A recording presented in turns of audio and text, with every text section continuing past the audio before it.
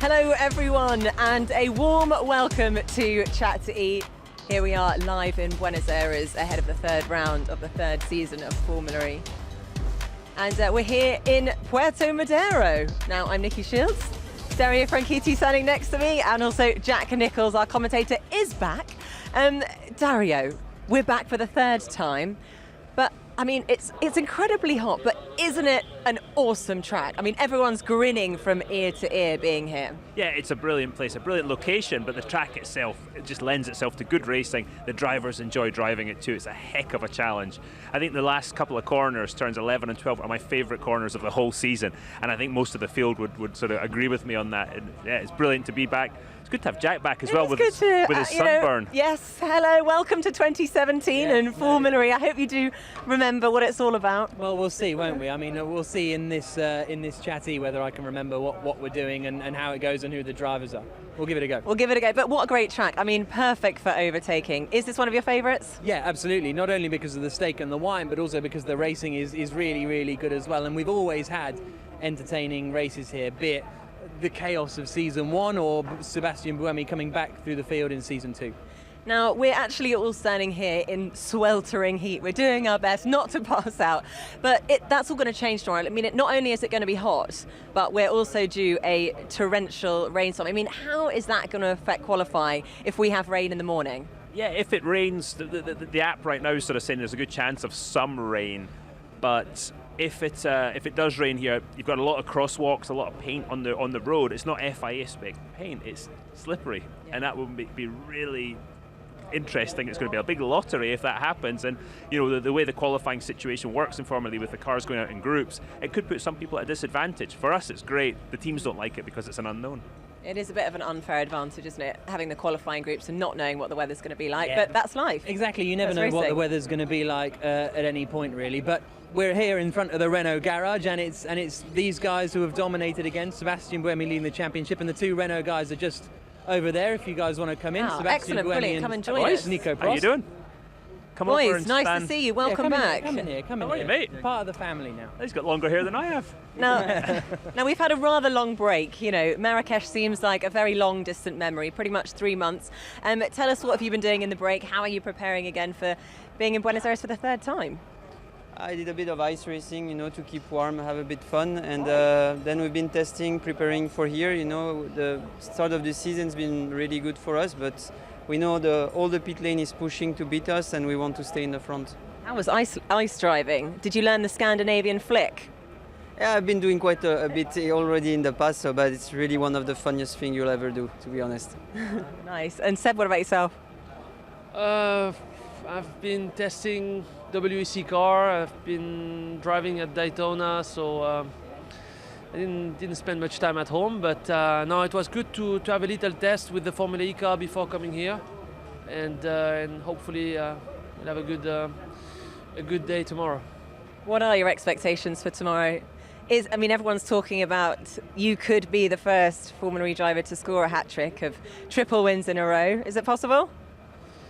Everything's possible, but tomorrow the weather might be difficult. It looks like it's going to be very wet, so that might make it a bit more, let's say different and interesting. So I don't know. We have to do the race first, huh? But we do have to remind our viewers that you had a spectacular race last year. You climbed from 18th on the grid and finished in second. So that's a pretty impressive start, isn't it? Yeah, last year we had a great race, but today it's a different season, it's a different car, everything's different, and the level has raised quite a lot, so it's difficult to say whether this would be possible again. But clearly, let's say this circuit is an easy one to overtake. It's much easier than Hong Kong or Paris or Berlin, so it gives you still the opportunity to come back in case you didn't have such a good qualifying. Nico, Like- your ice driving experience then, is that going to help you if it rains tomorrow? Because it's going to be really slippery. To be honest, not at all. It's very, very different. You have actually a lot of grip on the ice. You can go sideways very much, so now it's completely different. And what are you expecting if it does rain here? Because all the white lines everywhere are going to be chaos. I think, as you say, chaos. I think it's going to be survival. If the race is wet, it's just getting to the end and you'll be pretty well, I think. So when you guys are in, when it is wet, with the instant torque of electric motors, does it change the way you have to drive the car? Maybe you want to It's quite difficult to go on the power because you can wheel spin very easily, especially, I mean, when we used to test in the wet in Donington, it wasn't such a problem because the grip level is so high, but here it's quite difficult to manage the power, so you have to be careful. It's going to be really exciting if it rains. Absolutely. Well, guys, thank you so much. Good luck tomorrow. We will keep our fingers crossed that you Thanks, have boys. a dry qualifying Cheers. session. Oh, it would be interesting though, wouldn't it? It would. It'd Oh, be mega. a wet race. I wouldn't like to be in their shoes, that's for sure. Well, we had one wet qualifying, didn't we, in Battersea Park, and that was pretty bonkers, wasn't it? So from Renault to Abt and Daniel Abt. Buenos días. Oh, very Buenos good. días. Hablas español. Muy bueno. Una cerveza, that's all I know. Okay, that's all you need to know. That's all. Just the one. Dos cerveza. Dos cerveza. Cuatro. Are you enjoying it so far? You look enjoying the heat? Yes, I mean in Kempton, my hometown, it's very cold and very depressing since a lot of weeks, and now to get here back to racing, having a good weather is just really, really cool, and yeah, can't wait to go racing again. Sorry to interrupt. We'll just have to move to the side because there is An one of the active Charge pit lane. electric trucks about to drive past us. Hey, Lucas. Hello. Hi, man. How are you? Very good. Oh, wow. Oh, wow, okay. Wow. It's the start of the year. I get to Oh. 2 kisses. How are you doing, Lucas? All good? What How have about you? It's a bit warm, no? It is a little bit warm. We're Yeah. trying to stay cool. Well, we've just come from London and it's bloody cold there, so we're not complaining too much. Although I'm pretty sure we are actually complaining quite a lot. I'm not. I'm all right Yeah, with but it. these two just sit in a cool box, a cool room for 3 days. He's shirt like 5 or 6 times. Every time I see him, he has a different shirt. That was for continuity for something else. Anyway, yeah, have you seen Jack Sunburn, speaking of And we that? don't need to talk about myself. Let's Okay. move on. So, Daniel, how's the start to your season been? Have you been happy with it? Well, mixed. I mean, with qualifying, I was quite happy. We have to be honest, we are not in the same shape like we were last year that time.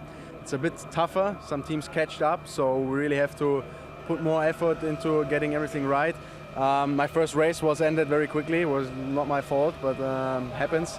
And my second race was, I'd say, all right. It was not the best race. My pace was not brilliant, but in the end, still at least some decent points after a good qualifying.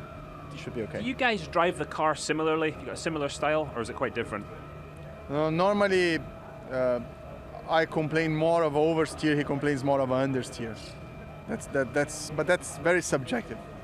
And do you run completely different setups or very subtle? Different, but not completely different. Some of the stuff, of course, we do for both. But then, which brake map you run, how you run your ride heights, then we can vary from pretty much preferences. A lot of the talk this weekend is about the rain. I think I'm going to end up asking every driver this. Do you want a wet race tomorrow? Would that be good for you? Well, who knows? I mean, could be good, could be bad. For sure would be very exciting because we're not used to driving in the rain or in the wet. And I think going down into turn 1 after the start with 20 cars would be crazy, for sure. Who knows? I mean, I'm open for everything. We can change anyway. Cool. Well, best of luck for the I'm going weekend. to go get guys. Alan McNish. He's Oh, up I there was just too. about to say, Hang on. where is he? He's there. Oh, he's over there. He's meant to be here. Quickly before he comes, how's Alan McNish doing? Yeah. As he's part of the team for this season, what's he been up to? He's a great addition to the team with his experience. But then we have to put also in consideration the fact that he's Scottish, so it doesn't help anything. Oh, speak of the devil. You Sorry. know what I'm talking Alan, about. how are Does he you? buy dinner? There's not enough Scots in the paddock, I would have said, Lucas. He wants to be Scottish, just so you know. What's your best Scottish impression? Be careful. But no, I cannot say that on TV. We'll leave it at that then. But how do you think that the team are doing at the moment this season? Well, obviously, pretty good in terms of coming from the back to second in the first race, and then Daniel's been stunning in qualifying.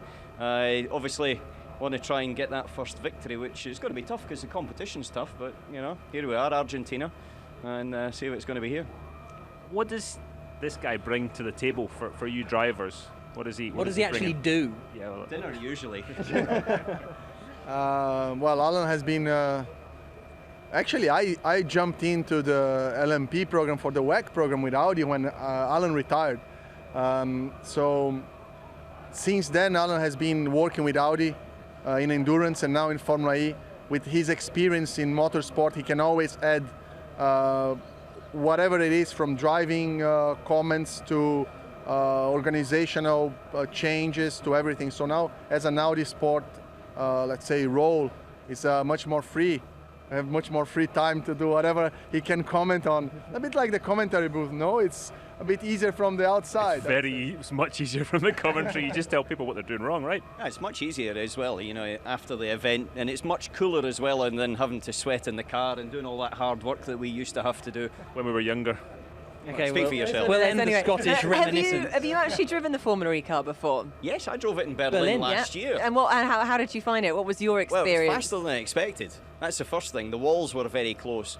It's quite funny. It was like stepping back a wee bit in terms of the driving style. What did surprise me, the first thing that surprised me, was the grip that I had out of the tyre, because it was instantaneous, and it was much more than I thought, because I thought, wow, you know, an all-weather tyre wouldn't produce very much. I knew the car was not necessarily developed for downforce gain, it was developed for efficiency, but it actually had something there. And I didn't want to come in. I did 3 or 4 laps and they sort of waved a checkered flag, and I thought about trying to do another lap, and then I thought FIA would probably give me a fine for being a naughty boy. It would have been worth it, surely. It would have been worth it, but Who would have paid it? well, you actually. I was going to come see you, Dario, but you know, the cars. Good thing is that they're all pretty equal. And so it's all about the racing, and it's about the sort of elbows out into the first corner and the overtaking, and that's what keeps it alive and exciting. And that's why they smile as well at the end of the races. Whether they've won, obviously you're smiling a little bit more than if you've finished second or third, but the racing's close and it's aggressive. And competition's why every single driver and every single team and manufacturer's here. And what do you think about the evolution of Formula E? You know, you'll have obviously been following it from season 1. We're now almost midway season 3. Well, I've been progress hearing it do you from think? these two guys. You're very well informed then. Extremely well informed. It's funny because I actually saw it from a few sides, because the first season in Monaco, I went and sat in the grandstands with the family to see what it was like from that pure fan experience. And then season 2 came and sat with Jack in the commentary box in Berlin. And then season 3 actually sat in the garage and watched it from behind the scenes, and it's got a lot of different dynamics. What's definitely changed is the fact that it's stepped up gears every single year, and that, I would say, that's every single area, in terms of the drivers, in terms of the way the races happen, the venues, and also in terms of, I would have said, the levels of detail that everyone's going to. Clearly right now it's a bit cut and thrust and hard work, but it's only going to get more so when we get to the future seasons, when other manufacturers come in, and that's when I think there'll be a lot of energy coming out of this, man. That's for sure. There's enough as it is already. I mean, the river. can it get more high pitched? I don't know. Yeah, well, we'll see. Anyway, Could get a chart for that, you know, a revometer for Jack. well, brilliant, guys. It's been great talking Guys, to thank you. and all Good the best for tomorrow. Thanks again, Cheers. Alan. See you in a bit. Thank you. Take care. I'm glad we got rid of them, because that was turning into Train Spotting 3 down there, wasn't Yeah, it? we're the right Scots age, talking about Alan the and good I. old days. I know. We'll talk Easy about the good now. old days together once. Yeah. So we're Talk too about young at the the moment. new days Now right it's- here. Yeah. Exactly. Aha. The future. On cue. How you doing, guys? Alex Lynn. Alex How are Lynn you? is now You the alright? development Nice to see you. driver. Welcome. Welcome to your very first live chat-y. This is Alex Lynn, everyone. Hold it. Because you're brand new to Formula E as the test driver for DS Virgin. Tell us about how did you end up here? Well, it's all been quite exciting, really, to be honest. I managed to test the Jaguar car back in Donington a few months ago, and to be honest, since then I've been really excited to join the championship and got the opportunity with DS Virgin, and really excited to be here. So what have you been doing behind the scenes? Doing lots of sim work, doing lots of testing? You know the drill. Yeah, already a million laps in the sim. You know, my eyes are very square, and yeah, a bit of development testing as well. So mainly my job this weekend is helping Sam and Pachito with X, Y, and Z. I already set the car up and all the energy mapping before they even get to the factory in France to start preparing for this event. So I sort of do a lot of the boring stuff, so it's hopefully in a right place for when they turn up. So what's the hardest thing about driving the Formula E car for you coming from GP2? What was the one thing you thought you really struggled with? Driving probably in a way so I stay within the limit of the energy, also staying within the limit of the tyres, the brakes. It's obviously quite a conservative formula in terms of it's trying to promote efficiency, and that goes with everything, be it the tyres. You don't get many sets of tyres in this championship, also the energy consumed. You have to learn to drive in a very different way. I think there's a misunderstanding with that, isn't there? When people think, oh, energy saving, you're kind of cruising around on an economy run like you would going down the M1 or something. But to actually go quick and save energy is quite a technique, isn't it? Well, it basically means lifting off earlier, but going at the maximum speed you can through the corner. So you still end up being massively on the limit and very close to a mistake, but trying to not use the energy whilst being on the limit. It's a bit of a weird concept, and it took me a long time to get my head around it. But once you do, it's quite rewarding. And are there any plans for you to actually step into the driving seat in any of the races that we've got coming up this season? Well, obviously there's already a few clashes with the World Endurance Championship, and obviously both drivers that drive for DS Virgin race in the World Endurance Championship, so I'm certainly hopefully confident that I will be racing at some point. So you mean you're not just here for the sim driving? I'm not here for the sim driving. And for the lovely purple shirt. Exactly. What do you think of the Buenos Aires track? You know, the first time you've actually come to a Formula E race. It's really cool, and I think the city's really nice. Obviously it's beautiful weather, much nicer than in England, obviously. But no, I think the track's pretty cool and pretty ballsy, so no, it's pretty cool. So did you hide, when we were in the airport the other day, Alex had 2 jackets on? Yeah. What was that all about? It was roasting. Well, I've got to go from here to Sebring and then on to Paul Ricard, so I had to... Okay. Packing challenge. Yeah, there's a lot of a logistical nightmare. And what's the relationship like between yourself and the 2 drivers with Sam and Chito? I mean, do you know them quite well already? Sam says he taught you everything you know. Yeah, well, exactly. I'm sort of the young apprentice. Sam was actually my driver coach when I first started car racing in Formula Renault. So Was he any good? He's actually a really good driver coach, and we were roommates for 2 years as well. So we go quite a way back. There you go. Yeah, it's good Awesome. fun. Oh, well, Alex, it's fantastic to have you here. Welcome Thanks, to the Alex. Formula Thank you E very much. family. See you later. Enjoy that sim, and we'll see you in the track soon. He's a good A boy. million laps?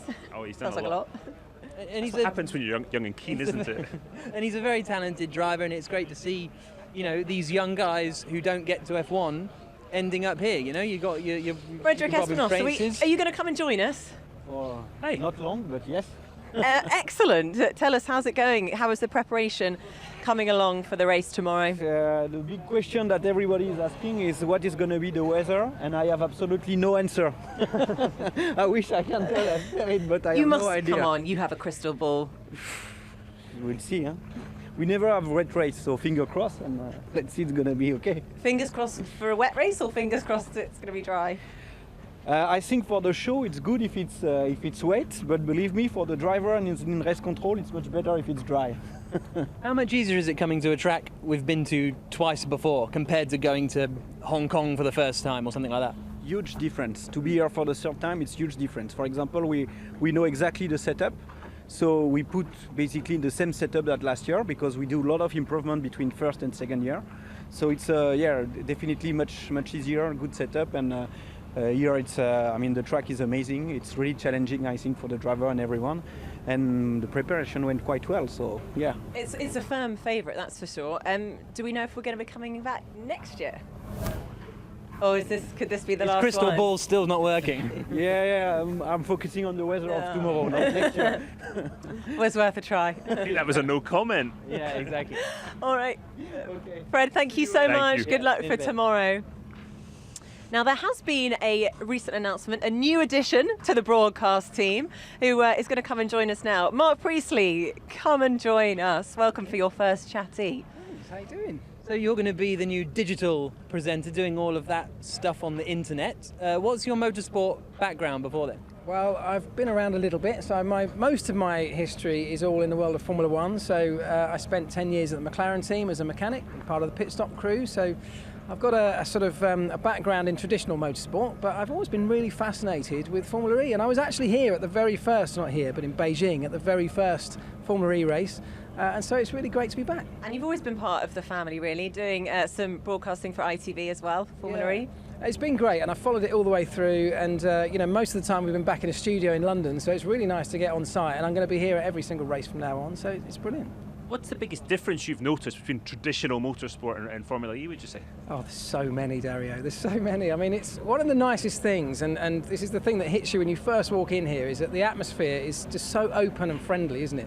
And if you compare that to something like Formula One, where there's everything shrouded in secrecy and everybody thinks you're up to something as a journalist or a broadcaster, but here everyone's willing to help you, they're open and quite happy to share what they're doing. So it's a really nice atmosphere to be in. So what are you actually doing while you're here? What are you filming? All sorts of stuff. So we're covering everything from the racing itself to the sort of wider world of electric vehicles, gaming, the autonomous cars like the robo race stuff. So a little bit of everything, and that's, for me, that's brilliant because it's technology and that is right up my street. So you were obviously following the Vegas E-race, where our professional racing drivers were competing on sims against sim drivers. What did you make of that? I thought it was a fascinating event. You know, it's what it's done is opened the world's eyes to sim racing, because it's actually a really big deal, isn't it? Lots of people watch it, lots of people take part, and it really put it in the spotlight. So I thought it was a really interesting way to go about it. Well covered, and it was a really interesting thing. I wish I'd been there. And Felix Rosenqvist walked off with $100,000 in his pocket. Bonus. Not bad. Well, Mark, welcome to the team, and we look forward to seeing the first feature. Thank you very much. Thanks, Mark. See you later. Cheers, see you in a bit. No, I'm looking forward to all of his stuff. It's going to be very, very interesting. It's going to be excellent. Another interesting person is the Senior Vice President of R&D at Faraday Future, Nick Sampson. Hello, Nick. Hi, Nick. How are you? Nick, how are you? Hi, good, thanks. So, in Vegas, when we were all there for the E-race, Yes. there was a car, a Faraday Future car. There Tell us certainly about that. The acceleration was incredible. The FF9 one, yeah, the acceleration, we took on the best in the world, and I think we won. What was the 0 to 100 kilometres in that? Yes. What was the time on? 2.39. For an electric vehicle, that is something. Well, no, for any vehicle, Well, that's something. That's faster than these cars. That's faster than many Formula One cars. So It's unbelievable. And there's only a couple of supercars in the world that can beat that. Four-wheel And as well drive? as it sounds like a sort of a race car. Sorry, Dario. Yep. It's actually incredibly comfortable as well, because it's been built for, well, the passenger is in mind as much as the driver. Every seat in the car is a great seat. That's our philosophy on the road car. So it doesn't matter whether you're sitting in the front left or the front right or the rear left or the right. Yeah, they're all fantastic. They're all comfortable, and they all have the greatest technology inside available. I think we need to do like a team trip in that thing. I'll drive and we'll go for a little blast in it. You know, I've been in it, yeah? Sorry. Did I not mention that? Yes. So Faraday Future have been part of Formula E. They title sponsored one of the races in America. This year, you're properly on board with Dragon. A natural fit, I suppose. Absolutely, yes. I mean, it's the whole thing about Formula E. It's looking at more than being just motorsport. It's engaging the crowds. It's got the fan boosted, so it's engaging people not just at the tracks, but online and digital environments. And that's really where Faraday are coming from. We're seeing the sort of world changing our connected lifestyles and fantastic cars. It's a merge of technology and motorsport and the automotive industry. Are you finding a lot of crossover between the race team and the street car?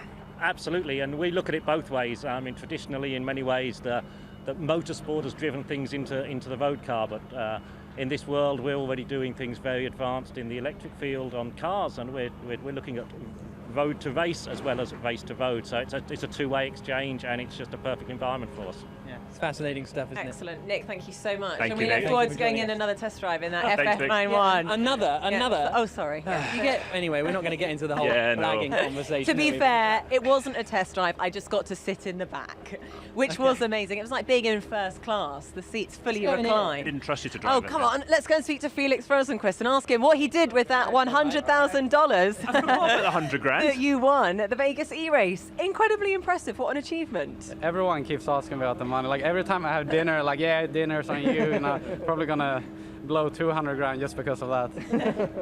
But it was quite an incredible result, because I think, you know, before we went into this Vegas E-race, everyone was a little bit nervous that, to be honest, the sim racers were going to do really well and the professional racing drivers perhaps weren't going to achieve such quick times. But actually, you really showed that you were as fast as them, getting second on the podium. Yeah, I mean, the drivers that were there from the sim drivers, they were like really, really good. I mean, I actually found out afterwards that it was like this huge qualifying with like really the top drivers in the world on sim racing. And to be honest, if I knew that now going into a race, I would be like, okay, I'm not gonna have a chance. So I was really impressed by myself, I have to say, that I was able to compete with them. It was really cool. Well, you must have been impressed by yourself every year now, because you won FIA F3, you were very quick in GTs last year. You come in second race in this championship and you stick it on pole position. Were you expecting to be challenging for poles when you joined? He won an Indy Lights too. Oh, I'm one in, yeah, okay. No, I mean, I always expect myself to do well. Sometimes it just works really quickly, sometimes you have to work harder, and I think Formula E was one of the series that I really liked. It just clicked from the beginning, and yeah, I mean, the fact that you race on the street circuits is something I always loved, and I got really good experience, as Darius said, in Indy Lights last year and in Formula 3, so I felt also really good prepared for it. You know, that's also one big thing, you know, you get more clever, you get better as the years go on, and I'm not a junior anymore, I'm 25 years old, and I'm getting, Getting old. Yeah, I do, and I sort of expect myself to actually deliver as well. But you're a real, street circuit king. You've won at numerous street circuits around the world, back to back in Macau. So coming here, this is the kind of perfect championship for you, isn't it? It is, and that's why that's the one fact that really attracted me to coming here, and yeah, I love it so far. It's really nice. What do you make of this place? Well, we did the warm-up right now. It was really slippery compared to Marrakesh, and my last memory of the car, it was a lot more grip, so that will be interesting. I think it's a completely different challenge for me as well, since I haven't raced here, and I think it's the only track that's been around since the start of the championship. So yeah, it's gonna be, we're gonna see tomorrow. And it might rain. Yeah, that would be crazy. In one way, I really hope that it would, but I think it's going to be like a casino. That's a common theme. Everybody said that if it happens. You did have an incredible race in Marrakesh, and it looked like at one point you were going to win the race. And I think afterwards you said that actually you really thought you could. You couldn't quite hold off Sebastian Buemi. What was the reason that you're putting it down to? And can you win this race? I think, especially in Formula E, it's so many coulda, woulda, shoulda after the race. I think if everyone did the race again, they would improve so much. But it's details, it's quite hard to explain right here, but when you sit down and look, it's so many things that I could have changed in my driving, that we could have thought about, that's why, we learn every race, especially me, when I jumped into the car in Marrakesh, I still felt like, I still don't know where the buttons are on the steering wheel. It's still very new to me, and I sort of, you need a couple of races to get into everything, but I'm confident we can go for a win soon. Felix, well, thanks so much. Felix, thanks, man. I know Dilbag's very excited to be back with you. Yes. He's bloody good, isn't he? He's excellent. I mean, he really is one to watch. Well, the one to watch, should we say. And he's another one to join the Alex Lynn, the Robin Franks, the DaCostas, who are proving in a proper single-seater series their talents. And that's what I think I love most about this championship. But then you have very experienced drivers as well, drivers who have done everything. And Stefan Sarazan. Good segue, Yeah, we like that. Yeah, I like what you did there. Man who's done. I mean, you have done. Hello, how are you? How are you, man? Everything, rallies, Formula One. Do you just love driving anything? Yeah, for sure. I like challenges. So I'm lucky. I'm doing rally, racing, WEC, Formula E. So it's very exciting, and I like to change a car like that. It's cool. I think it's brilliant. Most drivers are talking about, they changed this about the tyre. One week you're in Corsica, next week you're here. Do you find it difficult, though, to jump from car to car, or just no? No, it's incredible, because when I jump, last week I was in a rally car, for example, and I felt like same if I drove the week before, It's very strange. After a few kilometers, I'm okay. After I go in the LMP1, a few laps, I'm also okay. So no, it's strange. It's not a skill that everyone can do, that's for sure. No, but maybe they don't try also. Did you see Dario in NASCAR? Yeah, you can't transfer skills. He was very fast everywhere. Except the simulator. He was quicker than me in the simulator in Vegas. Yeah, in Vegas. Yeah, but we don't use it. He trained a lot. I saw him. Yeah, exactly. Yeah. So what have you been doing on these 3 months that we've had other than racing, preparing with Venturi? Yeah, I was quite busy with Toyota testing. I did Daytona 24 hours also with Rebellion. It was great. Some testing in Sebring. I drove a lot. And when I'm at home, I'm doing some go-kart also. So it's a job, So it hasn't been a break for you at all. More you want to do. Yeah. So what do you think of this Venturi car for season 3? What sort of targets do you have for this weekend? Last year we had a very good season. I finished P6 at Championship. I was most of the time top 5. Here I quali P1 and Super Pole P4 and P4 in the race. So last year I was very happy. This year we changed many things, especially the gearbox. We did the gearbox adventure with the young guys, designing the gearbox. So it's quite difficult challenge, and we have some issue, but we are improving. And I really hope that this weekend we show a good step, and also at Mexico. But the level is very high, higher every year. So last year we had a good car, but we need to improve. Yeah, indeed. And how are you finding working with Mauro? Because he's new to the championship, only 2 races. Do you have to teach him a lot, or? No, he have good experience. He's doing a GT a lot, and he's a really cool guy. I'm lucky to be with him. He's a good atmosphere in the team, and a small team, but we're all friends, and I'm very happy. Great, that's the way it should be, isn't it? Stefan, thank you. Thank you very Thanks much. very much. See you later. See you later. Unbelievable the amount of driving he does. Wow, it's exhausting. It's I thought we had quite a few busy months. And it's not just the thing that impresses me with him is it's not just tarmac rallies as well. Yeah, he does Corsica, but everything. I think he finished 3rd at Monte Carlo one year. He's really good. Antonio, come and join us. How are you? Hello, everybody. Hi. How's the surfing been going? Sorry? How's your surfing been going? No, not good here, to be fair. Have you seen the color of the water? It's not so normal. Oh man, nice. No, what? What? What? No, I haven't got sunburn. Yeah, no, me neither. I've got one on my neck actually. It hurts like hell when I. Oh really? Oh dear. So when you That's strap in the car, though, doesn't it? Yeah, but you're feeling the adrenaline, so you ignore it. But Young guys see that. Yeah. So come on, you've won here before. What's going to happen tomorrow? I mean, the pressure's obviously on. No pressure. No, obviously, yeah. So the year 1 we won here, but I was a bit lucky if I'm honest. I qualified 8th and I overtook 1 or 2 guys on track. Better to be lucky than good, right? Yeah, true. But last year I think I used all my luck in the first season, because last year I was running 2nd just behind Sam, and the thing just stopped. I remember out of turn 1, wasn't it? Yeah. So that was really painful, because we were like season 1 car. We had a car which was a year older than everyone, and we were doing well. And yeah, that was a painful one. But anyway. And how do you feel that this season is going for you? It's so 2 races. We can literally say it's been up and down. Good start in Hong Kong with a P5 and P6 for us, and then Marrakesh we had a technical problem. The steering wheel froze, so we had to stop on track, reboot the whole thing, and we obviously lost the result there. But looking good to score some points. I don't think we're the quickest guys out there at the moment, but we can consistently be in the points, and that's it will bring us forward in the championship. Where do you think you have to make up? Where are you at a disadvantage right now to the guys that are winning?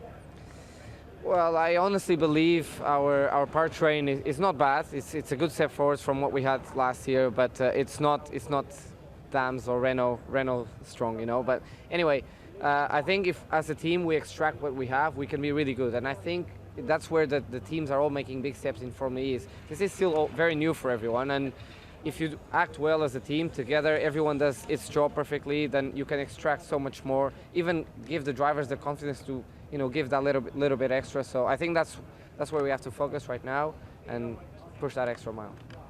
And how's that battle going between you and Robin? Because last year, when you were in separate teams, I can't remember who, I think it was Mark Preston told me, whenever you got out of the car, Where's Robin?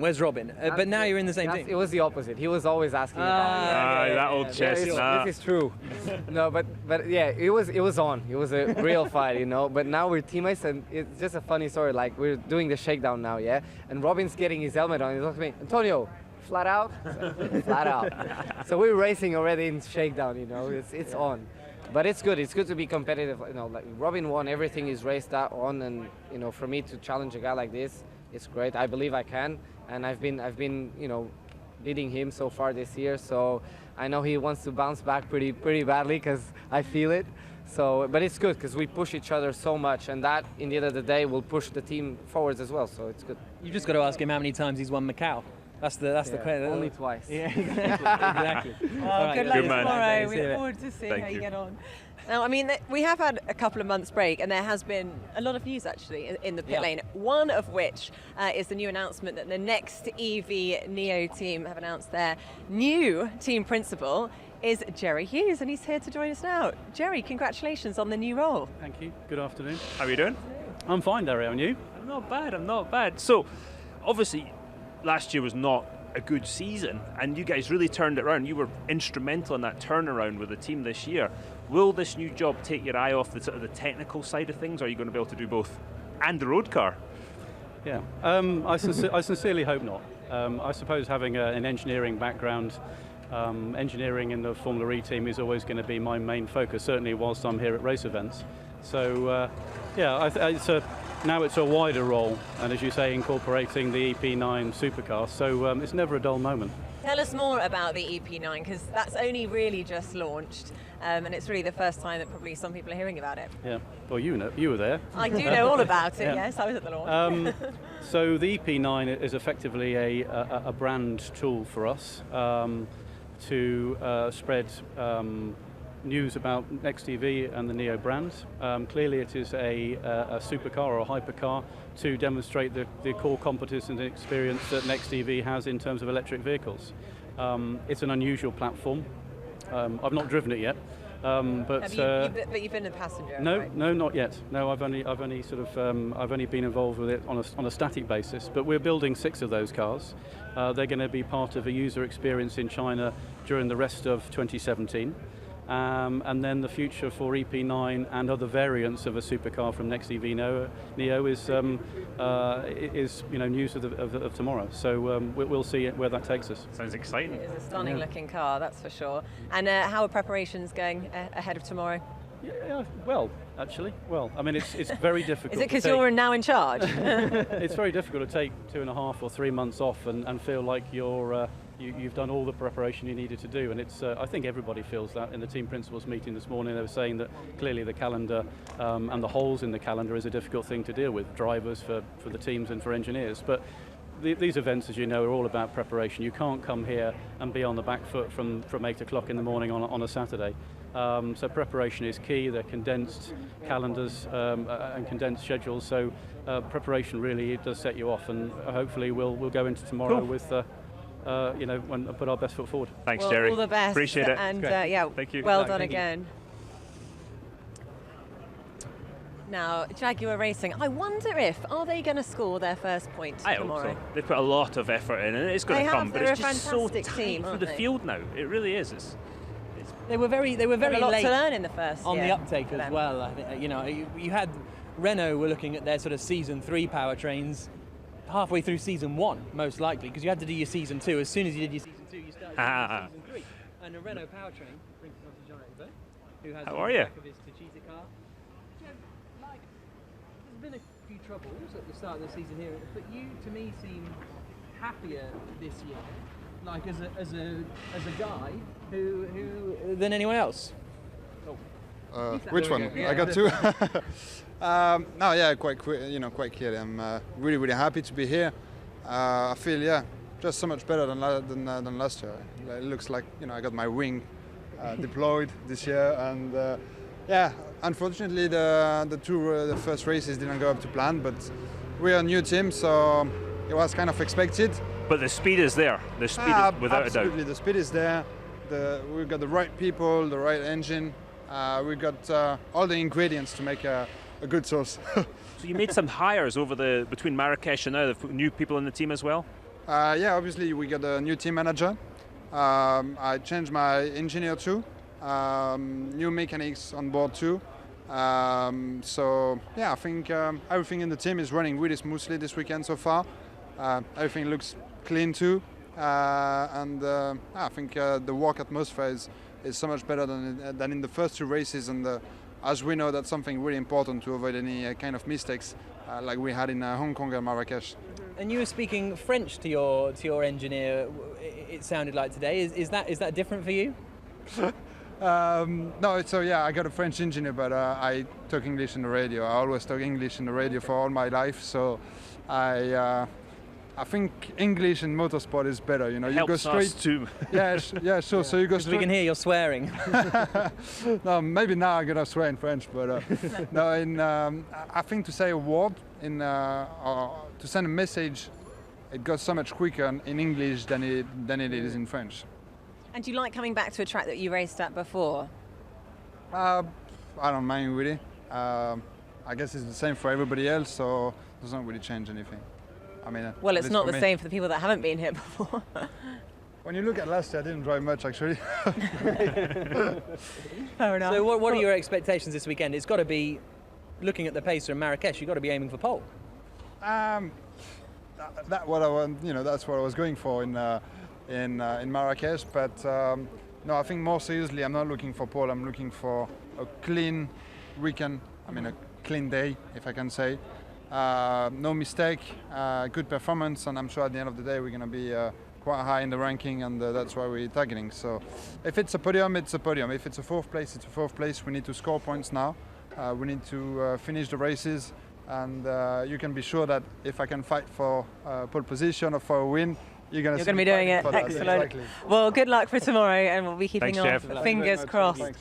Now, he's a man who's actually very, very popular in Fan Boost. So it's really just a bit of a reminder that you can now cast your vote for your favourite driver to give them that extra boost of energy during the race, which I'm pretty sure they will really appreciate. And you can vote now up until 6 minutes into the race. You can do it on Twitter, you can do it on the Formula E app or on the website. And it's Lucas Di Grassi who's top of the standings at the moment in the Fan Boost. So, who are you voting for? Level with Daniel App. So the app guys seem to be very popular out here. Yeah, but as the field gets closer and closer, Fan Boost is going to have more and more of an effect on it. So, definitely get voting on that. I would have loved that back in the day, but I probably wouldn't have got it. No, I was going to say. Thanks, Jack. You must have had some fans. You must have had some One or fans. two. I'm sure you would have done some good fan competitions. I'd have bribed people to give me it, actually. Yeah. And the one thing we haven't mentioned with all the rain talk, if we don't get the rain, we could still well have those searing temperatures of sort of 30 degrees that have caused such havoc over the last couple of years. So, yeah, I think we're in for a really exciting weekend. It's going to be good, isn't it? It is going to be Well, amazing. this is probably our combined favourite race of the season, so do tune in tomorrow. It's going to be 4 o'clock local time for race kickoff, and qualifying starts at 12. We look forward to seeing you then. Goodbye.